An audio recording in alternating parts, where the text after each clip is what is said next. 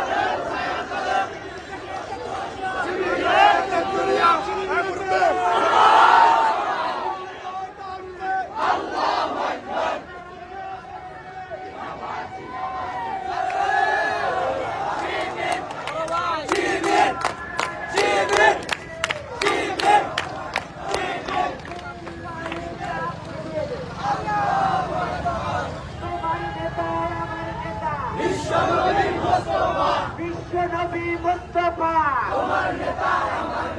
শিবিরের অপর নাম আদর্শের সংগ্রাম।